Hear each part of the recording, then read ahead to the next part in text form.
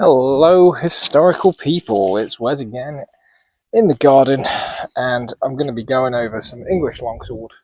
What better way to do that than with a good old cup of tea? Let's bounce into it.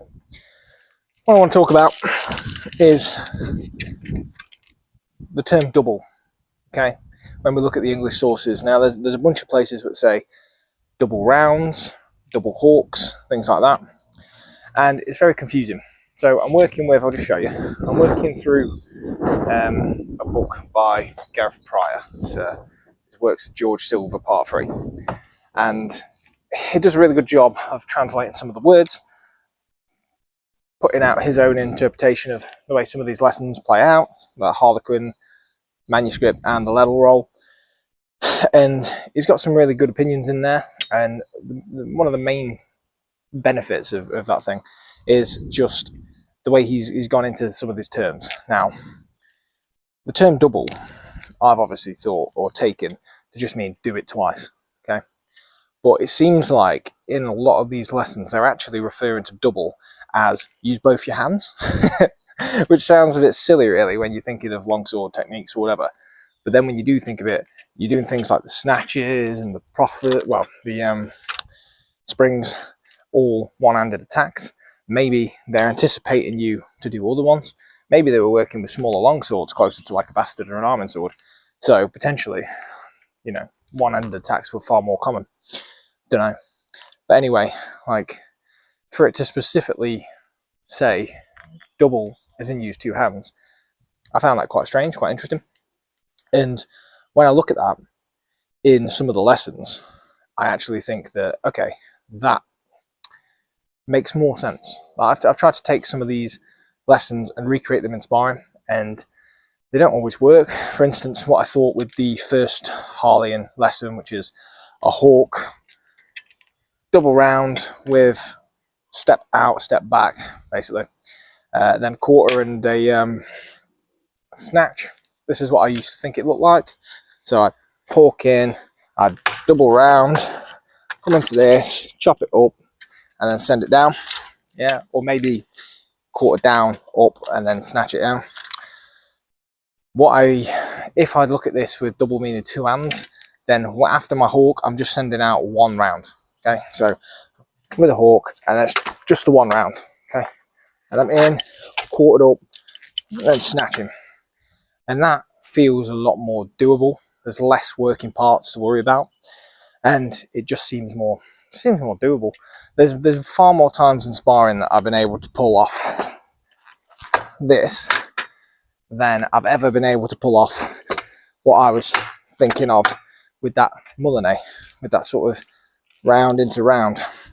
Mainly because by the time I'm doing this, the opponent's usually riposting or doing something different or recalculating my intentions. So that's almost a wasted move in a way. If I look at the second lesson, which is, he then does say do two double rounds. That's a bit more, who knows? So just double check it. I've got the paper open there. I'm pretty sure it's just a normal hawk, isn't it? It's hawks with two half, hawks with two half hawks, of course. So yeah. So again, I've always thought of that to be hawk, half hawk, which is a bit awkward. And then two double rounds could equally be something like that, or it's going to look more like, so hawk, half hawk, which is, it feels really weird to do, to be honest. And there. So again, maybe where they're saying two, they mean just to use two hands as well. We could be conflicting there, because that would make far more sense if it was just hawk, half hawk with two hands into my double round, and then quarter snatch again. Is it quarter snatch or just quarter run away? I think it's just quarter run away. Yeah, it just ends after the rounds actually. But yeah. And then I found an interesting thing as well about the third lesson, where they'd say do a spring upwards, because I've obviously been thinking spring, one-handed thrust. Actually, the way Gareth goes through to describe this spring upwards is a bit more like what we would call in the order the rising surge, where you sort of come up, and the spring bit he's referring to is this tension here on the sword, and something along the lines of spring upwards, quarter to the cheek, and then I forgot the rest. But that is a much more natural kind of way of playing that. So let's just do it. So quarter by the cheek, 3 double rounds, standing made at the head with a double round followed in with a 4. Yeah. So that's quite interesting in itself. So if I did come up and explode there, nice little attack to the cheek, then I can literally move into whether it's that kind of round, like we were thinking previously, and then I just step in on the last one, or it'd be something along the lines of, okay, I've come up, flick to the cheek, bang, bang, bang. I'd do my little copter thing and step in on that third one, or step in on the fourth one potentially, depending on how you interpret that. But what I'm saying is there's multiple ways you can interpret all this stuff. So getting tied down with one person's interpretation is just not a clever way to go. Old English fashion, time for tea break. Let's look at 5th lesson. So hawk made over the head, but bear up with a step, break off the ground, while running rounds on the head, with 2 half hawks born with 2 cock steps. So I think if I read his summary of this one correctly, then what he means by that is instead of it being me throwing the hawk over the head, it's actually the other person. And what Gareth suggests there is you basically answer it with like a Zwerkow technique. So I bear up and then I strike there. And then he says running rounds at the head, so maybe I could turn that into my Zwergicopter thing. But I thought that was quite interesting, reading into that a little more, because it's them them making the hawk, and basically I just go into my kind of crom power, run rounds on the head, and then 2 half hawks born with 2 cock steps to the feet. So if I'm running rounds, so let's say I've bared up, hit them with the Zwerkow thing, maybe I've done a second one, or if it's running, maybe I'm coming up round like that, and then it's half hawks. I always thought the half hawks make sense to just be quick snaps like that, or maybe we could be doing them the opposite way around as well.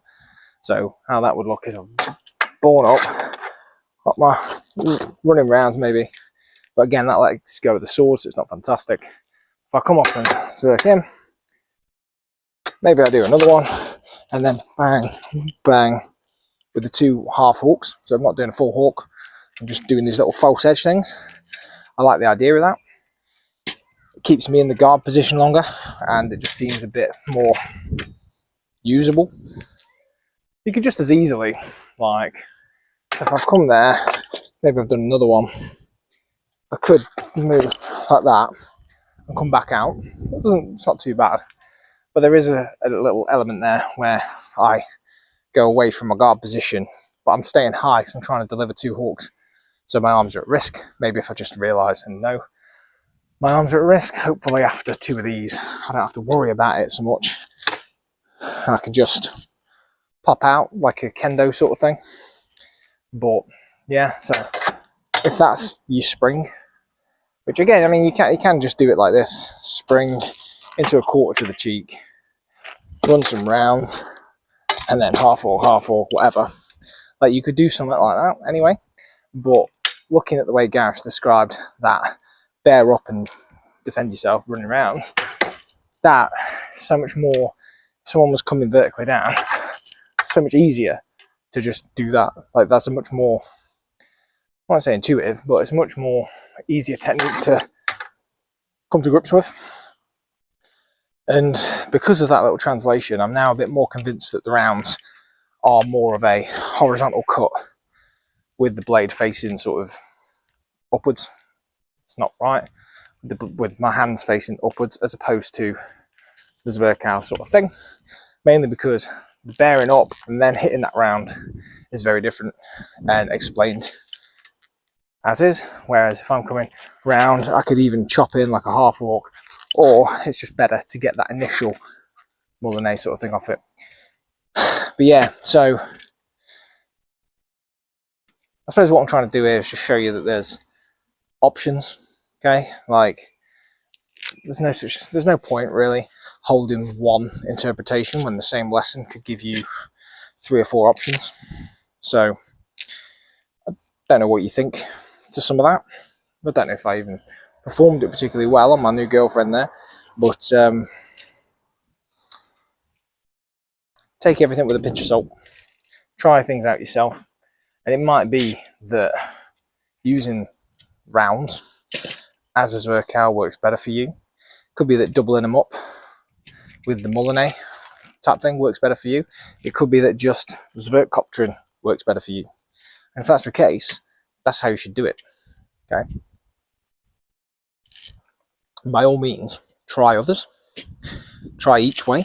That's what I'm trying to do. And pick the one that works best for you. Yeah, well, yeah. Hopefully useful. Hopefully got something out of that. See you in a bit.